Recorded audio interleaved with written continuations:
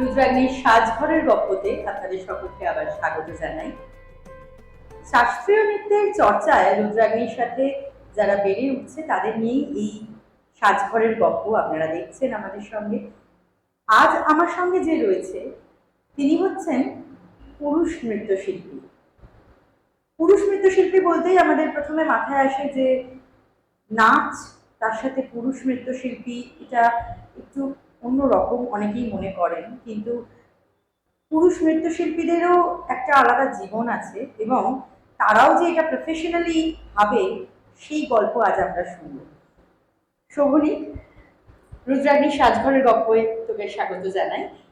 নিজের পরিচয়টা যদি একটু তুই আমাদের দর্শক বন্ধুদের দিস। নমস্কার, আমি শোভনী গাঙ্গুলি। আমি বঙ্গবাসী কলেজ অফ কমার্স থেকে বিকম নিয়ে পড়াশোনা করছি এবং কলেজের প্রসঙ্গটা আরও বেশি প্রাসঙ্গিক এই কারণে, কারণ কলেজ আমার জীবনে নাচকে নিয়েছে। আরও বিশেষভাবে আমি এই বিষয়টা কেন উল্লেখ করতে চাই, কারণ তার আগে আমার জীবনে নাচ কখনো ছিল না। কলেজের সেই অ্যাম্বিয়েন্সের মধ্যে নাচ এতটাই ওতপ্রোতভাবে জড়িত ছিল যে শুরুতে আমার মনে হয়তো নাচের বীজ কখনো ছিল, যেটা অঙ্কুরিত হয়েছে কলেজে। তাই কলেজের প্রসঙ্গটা খুবই প্রাসঙ্গিক আমার কাছে। তার পরবর্তীতে এই মুহূর্তে আমি নিজেকে কতটা নৃত্যশিল্পী বলতে পারি সেই কনফিডেন্স আমি এখনো পেয়ে উঠিনি, কারণ নাচ একটা সমুদ্র, সেখান থেকে হয়তো কিছু গণ্ডূষ জল আমি তুলতে পেরেছি। তাই আমি নিজেকে নৃত্য প্রেমিক হিসেবেই নিজেকে পরিচয় দিতে চাই। নাচ নিয়ে ভাবনা চিন্তা করছি এবং বর্তমানে ভরতনাট্যম আমি দিদির কাছেই অভ্যাস করছি এবং উদয় শঙ্কর নৃত্য শৈলী আমি গুরু শ্রী জয়দীপ পালিতের কাছে অভ্যাস করছি। এছাড়া বর্তমানে কিছু কিছু বাচ্চা আমার কাছে নাচ শিখছে, যাদের কাছে হয়তো আমি শিক্ষক হয়ে ওঠার চেষ্টা করছি, কিন্তু সবটাই একটা চেষ্টার মধ্যে রয়েছে। তাই এই মুহূর্তে ভাবনা চিন্তা করছি, আরো শিখছি, অনেক শেখা বাকি এখনো আমার। দেখা যাক এবার ভবিষ্যৎ কি অপেক্ষা করছে আমার। নৃত্যশিল্পী হিসেবে তোর জার্নিটা কিরকম ছিল? যে ছোটবেলা থেকে তো নাচটা তুই বলছিস যে সেভাবে কখনো হয়নি, কলেজ লাইফে এসে নাচটা শুরু হওয়া, তো যখন নাচটা তোর জীবনে এলো সেখানে সমাজ বা বন্ধু বান্ধব, সব ক্ষেত্রেই পরিবার, সেখানে তাদের অ্যাকসেপ্টেন্সটা কেমন ছিল? নাচ আমার জীবনে যখন এসছে, আমি নাচের আগে খেলাধুলায় বেশি ইন্টারেস্টেড ছিলাম, এবং নাচটা আমার জীবনে যখন এসছে আমি তখন প্রায় বড়ই হয়ে গেছি, কারণ কলেজ লাইফ মানে অনেকটা ডিসিশন মেকিং একটা বয়স চলে আসে। সেই বয়সে এসে যখন নাচটা আমার জীবনে এসেছিল, তখন বাবা মার দিক থেকে আমার সেই চাপটা কোনোদিন ছিল না। মানে হ্যাঁ, একটা ছেলে, বাড়ির বড় ছেলে, নাচ নিয়ে কতটা এস্টাবলিশ হতে পারবে সেই সংশয় তাদের মনে ছিল, কিন্তু তারা কখনো বাধা দেয়নি। বন্ধু বান্ধবদের ক্ষেত্রে তারা হাসাহাসি করেনি, কারণ কোথাও না কোথাও তারা হয়তো আমার ফিলিংসটা বুঝতে পেরেছিল যে একটা ভালো কাজ কিছু করতে গেলে সবার একটা, মানে প্রথম প্রথম একটা সংশয় সবার চোখেই থাকে যে সে কতটা কি করে উঠতে পারে। পরবর্তীকালে যখন তারা ভালো কাজ দেখেছে এবং সব থেকে বড় কথা কনফিডেন্স, যে সেই কাজটা নিয়ে এগোচ্ছে, পথ দুর্গম হলেও সেই পথের পথিককে ততটাই কনফিডেন্সের সাথে এগোতে হবে। এই কনফিডেন্সটা খুব ইম্পর্টেন্ট। সেই কনফিডেন্সটা আমার কাছে ছিল, কারণ এমনও হয়েছে যে, যেটাকে খুব একদম প্রচলিত ভাষায় বললে টোন টিটকি, সেটার সম্মুখীনও আমি হয়েছি, কিন্তু সেটা আমার বন্ধু বান্ধবদের থেকে না, অন্যান্য লোকজনদের ক্ষেত্রে। কিন্তু আমি সেক্ষেত্রে সাবলীল ছিলাম আমার নিজের কাজ নিয়ে।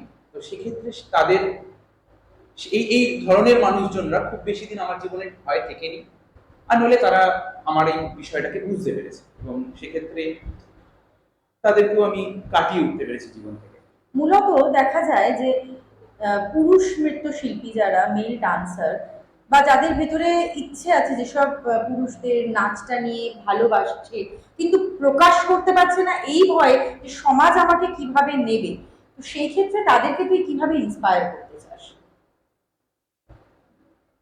একটাই কথা বলবো যে আমাদের নাচ কেন, যে কোনো ক্ষেত্রেই আমরা যখন মেইন স্ট্রিম থেকে বেরিয়ে কোনো কিছু ভাবনা চিন্তা করি, সেটা আঁকা হতে পারে, গান হতে পারে, বা বর্তমান যুগে এমন অনেক কিছুই হয়েছে যেটা পরিবার বা বাবা মার মতের বিরুদ্ধে গিয়ে কোনো কাজ করতে গেলে তাদেরকে একটা এরকম বিষয়ের সম্মুখীন হতে হয়। একদম। সব সময় যে সমাজ বা পারিপার্শ্বিক মানুষজন আমাদের প্রতিদ্বন্দ্বী তা নয়, অনেক সময় বাড়ির লোকেরাও, ইভেন কখনো কখনো মা বা কখনো কখনো বাবাও প্রতিদ্বন্দ্বী হয়ে সামনে এসে দাঁড়ায়, যে তখন তাদের সামনে নিজেকে প্রমাণ করতে হয় যে আমি এটা করতে পারবো, আমি এটা করতে চাই, আমার দ্বারা এটার বাইরে অন্য কিছু হবে না। তো সেই ক্ষেত্রে একটাই বিষয়, সবার আগে সব থেকে বড় প্রতিদ্বন্দ্বী আমি নিজে। মানে আমি যেটা নিয়ে ভাবছি সেই ভাবনাটা কতটা আমার ভেতর থেকে আসছে, কতটা যুগের সাথে তালে তাল মিলিয়ে আমি স্রোতে গা ভাসিয়ে দিলাম, সেইটা করলে মুশকিল আছে। কিন্তু যদি আমি ভেতর থেকেও সেই বিষয়টাকে ততটাই ভালোবাসি, তাহলে আমার মতে দু তিনটে বিষয় আমাকে মন দিতে হবে। একটা হচ্ছে ডেডিকেশন, আমি এই যে জলে ঝাঁপ মেরে দিয়েছি, আমাকে এবার এখান থেকেই সাঁতারটা শিখে বেরোতে হবে, আমি যেন ডুবে না যাই।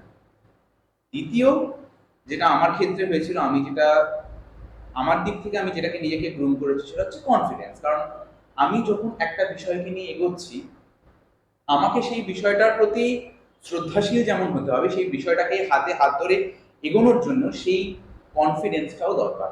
তা না হলে ভিড়ের মধ্যে, মানে সত্যি কথা বলতে আজকের দিনে মানে যেভাবে লোকজন এগোচ্ছে এবং যেভাবে চারিদিকে কম্পিটিশন চলছে, মানুষ হারিয়ে যেতে বেশি দিন সময় লাগে। তাই যখন আমি নিজে কনফিডেন্স আমার মধ্যে থেকে হারিয়ে যাবে, আমিও হয়তো তাদের ভিড়ে হারিয়ে যাব। আরেকটা বিষয় যেটা কিছুটা হয়তো মানে আমাদের হাতে নেই, বা সম্পূর্ণটাই এটা হচ্ছে ভাগ্য। কিছু কিছু ক্ষেত্রে আমাদের ভাগ্য আমাদের সঙ্গে থাকে না, যে ক্ষেত্রে অনেক এমন সিচুয়েশন হাতছাড়া হয়ে যায়। আমার ক্ষেত্রে হয়েছে এই জিনিসগুলো, সেখানে খুব মানে রিলেট করতে পারি বিষয়গুলো, এবং যখন দেখি এরকম কেউ, তখন তাদেরকে আমি সবসময় মোটিভেট করি। অনেক সময় অনেক কিছু আমাদের হাতে থাকে না, যেগুলো আমরা চাই, আমরা ভাবি, পরিস্থিতি আমাদের কেমন জায়গায় ফেলে দেয়, যেখান থেকে সেই জিনিসটা নিয়ে এগিয়ে উঠতে পারা যায় না, বা চোখের সামনে সেই জিনিসটা হাতছাড়া হয়ে যাচ্ছে এমনটাও দেখতে পাওয়া যায়। কিন্তু যেটা হাতে নেই সেটা নিয়ে ভেবে লাভ নেই, যেটা হাতে হাতে আছে আছে সেটা সেটা নিয়ে নিয়ে ভালো। ভালো। একেবারেই তাই। তুই বর্তমানে কি করছিস? মানে নাচটা তোর প্রফেশন হিসেবে রয়েছে, তো সেই ক্ষেত্রে তুই কি করছিস যদি দর্শককে একটু বলিস। বর্তমানে আমি সম্পূর্ণটাই নাচ নিয়ে রয়েছি, কারণ আমার জীবনে এই চড়াই উতরাই অনেকবার এসছে যে নাচ আমার জীবন থেকে হারিয়ে গেছিল, অনেকবার হারিয়ে গেছিল। কখনো কখনো 5 মাস, 6 মাস, 7 মাস আমি নাচ ছাড়া রয়েছিল। আহ, তো সেই জায়গায় দাঁড়িয়ে আজকে আমি সম্পূর্ণটাই নাচ নিয়ে রয়েছি, এটা আমার কাছে খুবই একটা আনন্দের বিষয়।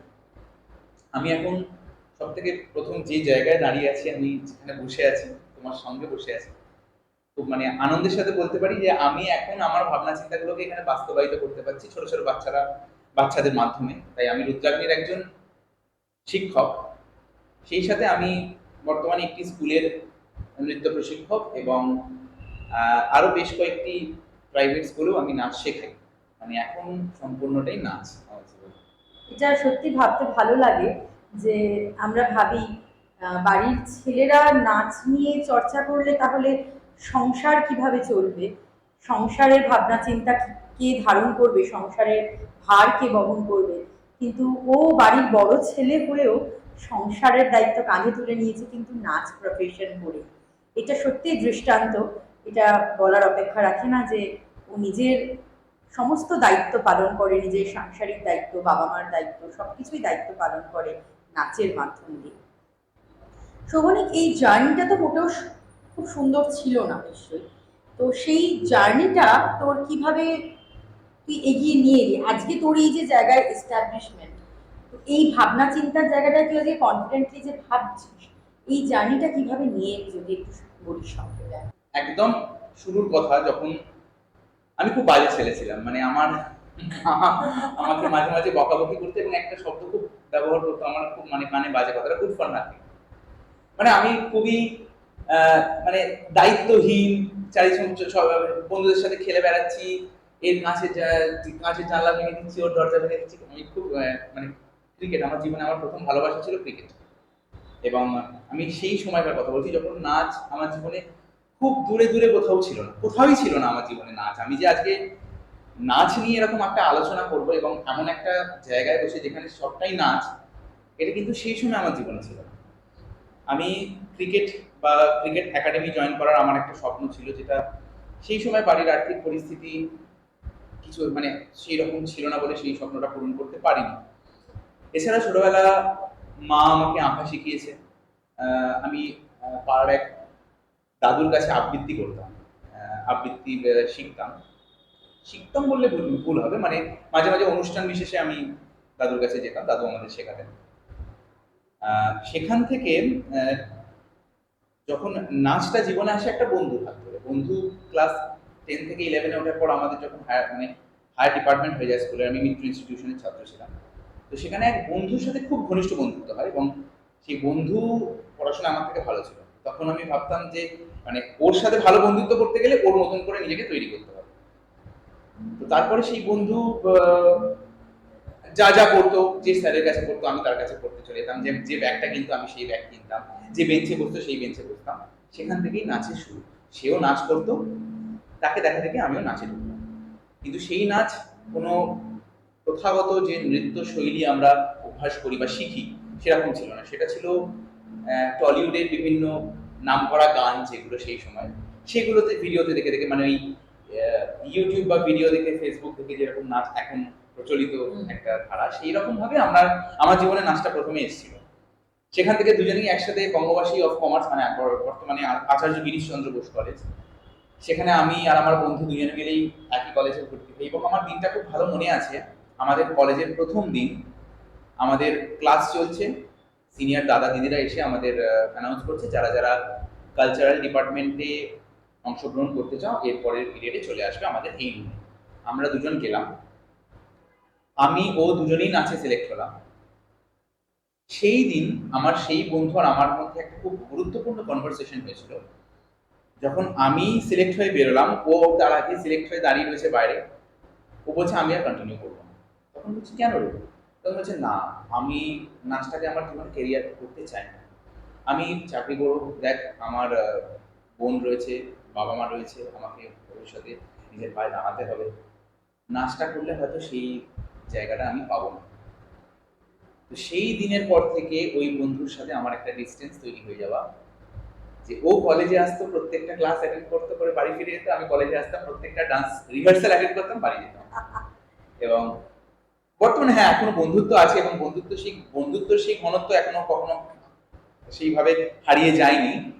কিন্তু খুব রিসেন্টলি আমি ওর বাড়ি থেকে ঘুরে এলাম এবং ও আমাকে বলছিল এখন তোর নাচ দেখে আমার নাচে ধরা। আমার ওই কি জায়গাটাই অদ্ভুত! নাচ যার হাত ধরে শুরু হলো, নাচই সেই মানুষ দুটোকে আবার দূরে সরিয়ে দিল। কি না, ও নাচটা আরো সুন্দর হয়ে উঠছে। আজকে ও ইন্সপায়ার করে তাকে যে যদি সেও নাচটা আবার কন্টিনিউ করতে পারে। তো এগুলো সত্যি একটা অদ্ভুত সিনেমার মতন মনে হয় যে আমরা একে অপরের কাছে আসছি একটা সূত্র ধরে, আবার দূরত্ব বাড়ে আরেকটা সূত্র ধরে। তোকে এবার একটা জিনিস জিজ্ঞেস করতে চাই যে তোর প্রথম প্রথাগত শিক্ষা বলতে তো ক্লাসিক্যাল ডান্স ফর্ম নয়। তো সেই ক্লাসিক্যাল ডান্স ফর্মে আসতে গিয়ে তোর কোনো সমস্যা হয়েছিল যে আমি একটা অন্য ফর্ম শিখি, অন্য ফর্মের চর্চায় রয়েছি, তারপর অনেকটা বড় বয়সে ক্লাসিক্যাল ডান্স ফর্মে আসা এবং সেটা বর্তমানে আহ, সম্পূর্ণভাবে চর্চার মধ্যে আসা, তো এটা কোনো সমস্যা তৈরি করেনি? না, সমস্যার কথাটা বিষয়টা যেটা হয়েছিল, ক্লাসিক্যাল ডান্স ফর্ম নিয়ে নাচের জগতের বাইরের মানুষের একটা ধারণা আছে, যে ধারণাটা কতটা আমি তুলতে চাই, কারণ এই বিষয়টা আমি ফেস করেছি আমার জীবনে। যখন খুব ইনিশিয়াল স্টেজে ছিলাম, একটা ছেলে হয়ে নাচ করছি এবং ক্লাসিক্যাল ফর্ম নিয়ে করছি, তখন বেশ কয়েকজন সাধারণ মানুষ, যারা সাধারণ দর্শক, দর্শক বলবো না, আমি তাদেরকে মানুষই বলবো, কারণ তারা তখনও মানে নাচ, মানে সেই আমার নাচ বা নাচ সেইভাবে সামনে থেকে দেখে। তাদের একটা বক্তব্য ছিল, তুই তুই ক্লাসিক্যাল করছিস, তাহলে তুইও মেয়েদের মতন হয়ে যাবি। এই একটা ধারণা মানুষের রয়েছে যে তুই তো নাচ করছিস তাহলে তুইও মেয়েদের মতন হয়ে যাবি। এই কথাটা আমি শুনেছি, একদম কোট আনকোট এই কথাটাই আমার শুনতে হয়েছে আমাকে। তো যখন শুরুতে আমার এই রকম মানসিকতার মানুষদের সাথে থাকতে থাকতে আমারও মানসিকতাটা এরকমই ছিল, অস্বীকার করবো না, এরকমই ছিল। ভাবতাম যে আমি শুরুতে কিন্তু আমি ওয়েস্টার্ন করতাম, কিন্তু কোথাও শিখতাম না, ওই ভিডিও দেখে। তো তারপরে যখন এরকম ভাবে মানুষ বলতো আমাকে যে তুইও তো মেয়েদের মতন নাচ করলে তুইও মেয়েদের মতন হয়ে যাবি, তখন বাবা না, দরকার নেই, ক্লাসিক্যালটা করবো না, অন্য কিছু করবো। এবার আস্তে আস্তে আহ, আমি যখন শিখতে শিখতে মানে মানে নাচ করতে করতে এক ধাপ করে এগোচ্ছি, আর আমি দেখতে পাচ্ছি আমার পথটা ওয়েস্টার্ন থেকে ইস্টার্নের দিকেই ঘুরে যাচ্ছে। এবং যখন আমি প্রথম আহ, নাচ শেখা শুরু করলাম, তার আগে তো নাচ বিভিন্ন জায়গায় বিভিন্ন মানুষের গাইডেন্সে করেছি, অনুষ্ঠান করেছি, শেষ হয়ে গেছে। কিন্তু শেখা প্রথম যখন শুরু করলাম, তখন আমি বুঝতে পারলাম যে যখন আমি এই পথেই এগিয়েছি, আমার কিন্তু এই বিষয়ের মানে সেই মানে একদম রুট লেভেলের বিষয়গুলো, মানে যদি আমি বাংলা শিখি, আমার বর্ণ পরিচয়কে ছাড়া বাংলা অসম্পূর্ণ, সহজ পাঠ ছাড়া বাংলা অসম্পূর্ণ। তেমনই ইন্ডিয়ান ফর্ম নিয়ে কাজ করতে গেলে কোনো একটা ক্লাসিক্যাল ফর্ম শেখাটা আমার মনে হয় দরকার, যাতে অঙ্গশুদ্ধি একটা বিষয়, এই ক্ষেত্রে একটা ক্লাসিক্যাল ফর্মের বিশেষ মাহাত্ম্য রয়েছে। এটা আমি আমি আমার জীবনে অনুভব করেছি এটা। তাই তারপরে আস্তে আস্তে যখন আমি বিষয়টার মধ্যে ঢুকলাম, তখন সেটাও আমার কাছে নতুন ছিল। যখন প্রথম শিখলাম, প্রথম ভরতনাট্যমের প্রণাম থেকে শুরু করে তাট্টারাও নাট্টারাও থেকে শুরু করে আলারি পূজা তিস্বরম, একটা একটা করে যখন শিখতে শুরু করলাম, ওই কঠিন থেকে আরো কঠিনের পথে যখন এগোলাম, তখন কঠিন জিনিসটা সহজ হয়ে গেল। এইভাবেই এগোতে এগোতে নতুন নতুন ভাবে নতুন নতুন জিনিস দেখেছি, শিখেছি, উপলব্ধি করেছি। হ্যাঁ, কতটা শিখে উঠতে পেরেছি আমি সে কথা এখনো বারবার একটাই কথা আমি বলবো, যে অনুভব করেছি, ফিল করেছি। এবার কতটা সমৃদ্ধ হতে পেরেছি সেটা যারা দেখছে তারাই বলতে পারবে, তুমি বলতে পারো। এই যে নাচ নিয়ে তোর জার্নিটা, তো রুদ্রাগ্নি তোর জীবনে কিভাবে জড়িত সেটা একটু যদি বলিস। রুদ্রাগ্নির প্রতি তোর ভালো লাগা, ভালোবাসা, সেটা কতটা জড়িত সেটা রুদ্রাগ্নি আমার ভেতর থেকে ডান্সার শৌভনিক থেকে টিচার শৌভনিককে বার করে এনেছে। আমার মনে আছে আমি প্রথম তখনও আমি রুদ্রাগ্নিতে টিচার হইনি, আমি রুদ্রাগ্নি স্টুডেন্ট। এবং আমার থেকে রুদ্রাগ্নিতে তাদের যারা বেশি দিন নাচ শিখছে, আমি তাদের ক্লাস দিদির সাথে বসে বসে দেখছি। এবং সেই মুহূর্তে কিছু লোকজন আসার কারণে দিদিকে সেই জায়গাটা ছেড়ে তাদেরকে অ্যাটেন্ড করতে যেতে হয়েছে। এবং সেই জায়গাটা ফাঁকা থাকায় আমি ওদেরকে তখন বসে বলেছি, এই এটা কর, এটা কর। এবং ওরা তখন আমার কথা শুনেছে। এবং সেই থেকে আজকে আমি যখন ওদেরকে ক্লাস করাই, আজকে এই প্রশ্নের উত্তরে বলতে পারি যে আমি যে নাচ শেখাতে পারি, আমি যে নিজে কিভাবে নাচ শেখাবো, আমি কিভাবে চারটে বাচ্চাকে এক মানসিকতার সুতোয় বাঁধবো, এই জায়গাটা আমাকে রুদ্রাগ্নি করে দিয়েছে। প্রথম আমি ছাত্রছাত্রী পেয়েছি রুদ্রাগ্নি, আমি একজন শিক্ষক হিসেবে কতটা মানে নিজেকে মানে এক্সপ্লোর করতে পারি, সেই জায়গাটা আমাকে রুদ্রাগ্নি করে দিয়েছে। খুব ভালো লাগলো শুনে যে রুদ্রাগ্নি মানুষের ভেতর থেকে অ্যাটলিস্ট তার প্রতিভাগুলোকে বের করে আনতে পারছে, এটা অনেক বড় প্রাপ্তি আমাদের কাছে। তোর কি মনে হয় এই যে গুরু শিষ্য পরম্পরা, এই পরম্পরাটা কোনোভাবে কি আমাদের সোশ্যাল মিডিয়া ইম্প্যাক্টে হারিয়ে যাচ্ছে? ছোটদের কাছে কি সেই জিনিসটা কোথাও পৌঁছচ্ছে না, গুরু শিষ্য পরম্পরাটা? গুরু শিষ্য পরম্পরা যেটা আজ থেকে 10 বছর আগেও যেরকম ছিল, শ্রদ্ধাশীল ছাত্রী এবং ছাত্রছাত্রী এবং তাদের তাদের গুরুর প্রতি একটা কি বলবো শ্রদ্ধা এবং তাকে অনুসরণ করা, সেই ধারাবাহিকতাটা এখন আর নেই। এটা কেন বলতে হবে, কারণ যুগের সাথে তাল মিলিয়ে মানুষ কম সময় অনেক কিছু করার কথা ভাবছে। এই বিষয়ে আরেকটা বিষয় আমি বেশ কিছুদিন ধরেই ভেবেছি, এবং এই ভাবনাটা আমাকে বেশ ভাবিয়েছে। সেটা হচ্ছে যে নাচের ক্ষেত্রেই আমি বলছি, নাচের প্রসঙ্গ নিয়েই, যে এই সোশ্যাল মিডিয়া দু রকমের মানুষ তৈরি করেছেন নাচের অ্যাসপেক্টে দেখতে গেলে। একজন হচ্ছে ডান্স লাভার, আর একজন হচ্ছে ডান্সার। আমি ক্যাটাগরাইজ কিভাবে করব, একজন খুব ভালো নাচতে পারে, মানে সে নাচ শিখতে চায়, হয়তো আর্থিক কিছু কারণে বা সময়ের অভাবে তার কোনো প্রপার ইনস্টিটিউশনে কোনো গুরুর সান্নিধ্যে শেখাটা সম্ভব হচ্ছে না। সে ইউটিউব দেখে, ফেসবুক দেখে নাচ ইউটিউব দেখে বা অন্যান্য রিলস দেখে নাচ শিখছে এবং ট্রেন্ডে গা ভাসিয়ে দিচ্ছে, আমি তাকে কখনো ডান্সার বলতে পারবো না, তাকে আমি ডান্স লাভারই বলবো। কারণ ডান্সার তখনই বলতে পারবো যখন সে প্রথাগতভাবে একটা নিয়মের মধ্যে থেকে আহ, ঠিক ভুল বিচার করে এবং যথাযথ পড়াশোনার মাধ্যমে, নাচের মাধ্যমে সে বড় হয়ে উঠছে। মানে সে নাচটা নিয়ে পড়াশোনা করছে, পড়াশোনা বলতে যে বই খাতা নিয়ে পড়াশোনা তা না, আমাদের নাচের জগতে পড়াশোনা মানে আমরা যখন নাচ শিখছি সেটাও আমাদের পড়াশোনা। তাই আমি এই বিষয়টার ক্ষেত্রে এই কথাটা বলতে চাই যে শিখতে গেলে আহ, একজন রক্ত মাংসের গুরুর দরকার। কারণ আমি যখন ভুল করছি এবং সামনের মানুষটা আমার ভুল ধরিয়ে দিচ্ছে, তখনই কিন্তু আসল শেখা। আমি একটা জিনিস একটা জায়গা থেকে দেখছি, আমি অবিকল সেই জিনিসটাই নিজের শরীরে বসিয়ে নিয়েছি, খুব সুন্দর, হয়তো সেখান থেকে নাচটা শিখেও ফেলেছি, কিন্তু আমার সেই শেখাটা ওইটুকু নাচের মধ্যেই সীমাবদ্ধ। আমাকে যদি পরবর্তীতে কেউ নতুন করে কোনো নাচ তৈরি করতে দেয়, আমি কিন্তু সেক্ষেত্রে পারবো না, আমার লিমিটেশনস চলে আসবে। তো সেক্ষেত্রে গুরুর সান্নিধ্যে থাকাটা খুব প্রয়োজন। তার মানে অনুসরণ আর অনুকরণ দুটোর খুব প্রয়োজনীয়তা রয়েছে। শুধু অনুকরণের কোনো মূল্য থাকে না যদি অনুসরণটা না থাকে। নাচ তোকে মানুষ হিসেবে কতটা প্রতিষ্ঠা দিয়েছে, মানে সামাজিকভাবে একটা ভালো মানুষ, মানসিকভাবে একটা ভালো মানুষ গড়ে ওঠার জন্য সেটা নাচ তোকে কতটা দিতে পেরেছে? নাচ, আমি বলতে পারি নাচ আমাকে অনেকটা পাল্টে দিয়েছে। কারণ আমি উচ্ছৃঙ্খল ঠিক বলবো না, কিন্তু বাঁধন ছাড়া একটা ছেলে, পাড়ায় বন্ধুদের সাথে খেলাধুলো করে বড় বড় হয়ে ওঠা ছেলে। আমি জানি না কতটা ভালো কথা বলতে পারি, কিন্তু আহ, একটা সময় ছিল আমি কথা জনসম্মুখে বলতে পারতাম না। আমি লজ্জা পেতাম, মানুষের সাথে কমিউনিকেট করার সেই স্কিলটাও আমার কাছে সেইভাবে ছিল না, আমি খুব আন্ডার কনফিডেন্ট ফিল করতাম।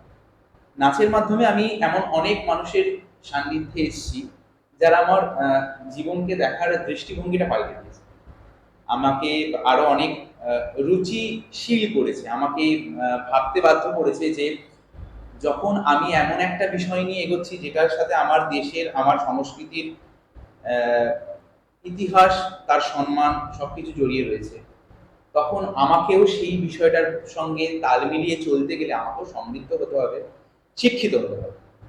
এবং এই জিনিসটা যখন আমার মনের মধ্যে সাড়া জাগিয়েছে, আমি তখন নিজেকে পাল্টানোর চেষ্টা করেছি।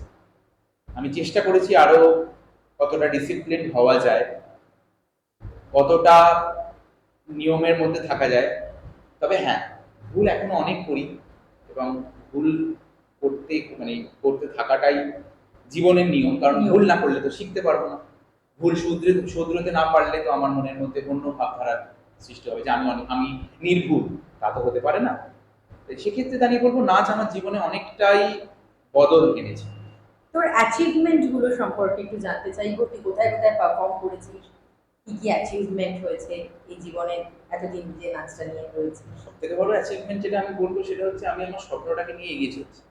আমার স্বপ্ন দেখেছিলাম খেলোয়াড় হব, হতে পারিনি, সেক্ষেত্রে কিছু করার ছিল না, বয়স কম ছিল, কিন্তু স্বপ্ন দেখেছিলাম ডান্সার হব এবং নাচের মাধ্যমে অন্য সংস্থানের ব্যবস্থা করব। আজকে সেটা করতে পেরেছি, এটাই সব থেকে বড় অ্যাচিভমেন্ট আমার কাছে। এবং তার থেকে বড় কথা, আজকে এখানে বসে আছি, এটাও একটা অ্যাচিভমেন্ট। অনেক ছোট ছোট বাচ্চাদের কাছে সৌগনিক স্যার, সৌগনিক দাদা হয়েছি এবং তারা আমাকে মানে, আমার শেখানো পথে তারা এগোচ্ছে, এটাও একটা অ্যাচিভমেন্ট। আর সেইভাবে দেখতে গেলে কিছু কলেজে যখন সিনিয়রদের সাথে নাচ গান করতাম, তখন অনেক ইন্টার কলেজ কম্পিটিশনে পার্টিসিপেট করেছি, সেখান থেকে সার্টিফিকেট এসছে, প্রাইজ এসছে। কিন্তু সব থেকে মনে রাখার যে বিষয়টা সেটা হচ্ছে আমি এখন আর হয়ে ওঠে না, মানে কম্পিটিশনটাও বন্ধ হয়ে গেছে। প্রচুর কম্পিটিশন বন্ধ হয়ে গেছে করোনার আগের বছর 2019-এও আমি সেখানে পার্টিসিপেট করেছি, হচ্ছে ছাত্র যুব উৎসব। ওটা আমার কাছে একটা আলাদা প্ল্যাটফর্ম ছিল, যেখানে আমি, ওটার তিনটে ভাগ হতো, একটা হচ্ছে বড় level, district level, state level. আমার চেষ্টার মাধ্যমে আমি ডিস্ট্রিক্ট লেভেল পর্যন্ত গেছিলাম, কিন্তু ডিস্ট্রিক্ট লেভেলে গিয়ে কখনো আমি ফার্স্ট হতে পারিনি। তাই সেকেন্ড হয়ে আমি আর স্টেট লেভেলটা পর্যন্ত পৌঁছতে পারিনি। ওই সেকেন্ড হওয়ার পর ফার্স্ট হওয়ার সুযোগটা আর পেলাম না কোভিডের পর থেকে। তাই ওইটা আমার কাছে একটা বড় প্ল্যাটফর্ম ছিল, যেখানে কি আমি রাজ্য ছাত্র যুব উৎসব, সেইখানে আমি রবীন্দ্র নৃত্যে দ্বিতীয় স্থানাধিকারী ছিলাম। এবং পরবর্তীকালে ক্যালকাটা ইউনিভার্সিটির কম্পিটিশনেও আমি পার্টিসিপেট করে ফার্স্ট এবং সেকেন্ড প্রাইজ এনেছিলাম। এছাড়াও একটি কম্পিটিশন ছিল, সেটাও আমার জীবনের প্রথম কোনো কম্পিটিশন, যেখানে আমি বেশ কয়েকটা রাউন্ড ক্রস করে লাস্ট রাউন্ডে গিয়ে প্রায় 70-75 জনের মধ্যে থেকে তৃতীয় স্থান অধিকার করেছিলাম। সেটা 2015-এ। সেই কম্পিটিশনটা ঠিক কারা হয়েছে করেছিল, কিন্তু সারা বাংলা সাংস্কৃতিক প্রতিযোগিতা ছিল সেটা। রিসেন্ট অ্যাচিভমেন্টটা বল, অরবিন্দ ভবনে যে তোরা রুদ্রাগ্নিকে রিপ্রেজেন্ট করলি। রিসেন্ট আমাদের রুদ্রাগ্নির আমরা মেম্বাররা সবাই অরবিন্দ ভবনে একটি ক্লাসিক্যাল কম্পিটিশন, আমাদের একটা দিদিরই একটা কোরিওগ্রাফি, সেই কোরিওগ্রাফির উপরই আমরা পার্টিসিপেট করেছিলাম এবং সেখানে আমরা প্রথম স্থান অধিকার করেছি। এটা আমাদের। তাহলে শোভনিক নাচ না জীবনে এলে তুই খেলোয়াড় হতিস, সেটাই স্বপ্ন ছিল? যদি হতে পারতো, যদি খেলোয়াড় হতাম তাহলে হয়তো নাচটা জীবনে আসতো না, কিন্তু খেলোয়াড় হতে পারিনি তার জন্য কোনো আক্ষেপ নেই। না, আক্ষেপ নেই, কারণ নাচটার মানে মনটা তো খেলোয়াড়ের মতনই রয়ে গেছে। এখনো নাচটাকে নাচের মতন করে দেখছি, কিন্তু মানসিকতাটা খেলার মধ্যেই রয়েছে। খেলোয়াড়দের মানে সেই যে গেম স্পিরিট, টিম স্পিরিট এবং একটা স্পোর্টসম্যানশিপ, সেই ভাবনা চিন্তাটাকে নিজের মধ্যে বাঁচিয়ে রাখার চেষ্টা করেছি এখনো। এবং এখনো আমি ক্রিকেটের প্রতি দুর্বলতা আমার এখন। এটা আমরা দেখতেই পাই ক্লাসে, আইপিএল বা ওয়ার্ল্ড কাপ যদি কখনো চলে, তখন একটা করে আইটেম প্র্যাকটিস হয় আর পাশের ঘরে গিয়ে শোভনিক খেলা দেখে একটু ফাঁক পেলে। তো সেটা এখনো বোঝা যায় যে ক্রিকেটের প্রতি প্রেমটা ওর এখনো সমান তালে বজায় আছে। সেটা আগামী দিনেও থাকুক, আমরা সবাই চাইবো। ভবিষ্যতে কি ভাবনা শোভনিক, সেটা জানতে চাই। ভবিষ্যতে আমি আরো নাচ শিখতে চাই, যাতে কখনো কোনো বাচ্চার বা কোনো ছাত্রছাত্রীর কোনো প্রশ্নের উত্তর দিতে অপারগ না হই আমি, যাতে আরো অনেক ভাবনা চিন্তা করতে পারি, আরো অনেক প্রাসঙ্গিক হতে পারি, আরো অনেক শিক্ষিত হতে পারি। আরো রবীন্দ্রনাথকে নিয়ে ভাবনা চিন্তা করতে চাই। এক্ষেত্রে একটা মানুষ যে আমার এই ভাবনা চিন্তার এক নতুন দরজা খুলে দিয়েছে, গৌতম স্যার। বাইরের ঘরেই বসে রয়েছে স্যার এখন। আরো এমন জিনিসপত্রকে নিয়ে ভাবনা চিন্তা করতে চাই, যেগুলোকে মানুষের সামনে তুলে ধরাটা দরকার, যেগুলো হারিয়ে যাচ্ছে, সেই হারানো বিষয়গুলোকে নিয়ে। এবং আরেকটা সুপ্ত বাসনা আমার মনের মধ্যে বরাবরই ছিল, আমি একটু গান শিখতে চাই। বাহ, তাহলে আগামী দিনে আমরা একটা সঙ্গীত শিল্পীও পেতে চলেছি। কারণ আমি দেখেছি নাচটাকে আরো ভালো করে শেখানোর জন্য গানের প্রথাগত গুরুত্ব রয়েছে। এবার জানি না কতটা হবে। না, স্বপ্ন তো থাকতেই পারে। আমারও এখনো মনে হয় যদি শেষ বয়সের আগে একটু কোনো শাস্ত্রীয় ইনস্ট্রুমেন্ট কিছু শিখতে পারি, সরোদ বা সেতার কিছু শিখতে পারি। আমি আজও ভাবি, কিন্তু পারবো কিনা জানি না। বয়স হচ্ছে, এরপরে পারবো কিনা জানি না। হাত সায় দেবে না, পা সায় দেবে না, কিন্তু স্বপ্ন তো থাকতেই পারে। শেখার ইচ্ছে কি কোনোদিন মারা যায়? শেখার ইচ্ছে থেকেই যায়। খুব ভালো লাগলো শোভনিকের সাথে কথা বলে। আগামী দিন ওর স্বপ্নগুলো আরো আরো বড় হয়ে উঠুক। শাস্ত্রীয় নৃত্যের সাথে সাথে সৃজনশীল নৃত্যে ও আরো বড় হয়ে উঠুক। ওর শিক্ষকতা ওকে আরো দূরে নিয়ে যাক, আরো দূরদৃষ্টি করে তুলুক। ভালো থাকবেন, আবার দেখা হবে। নমস্কার।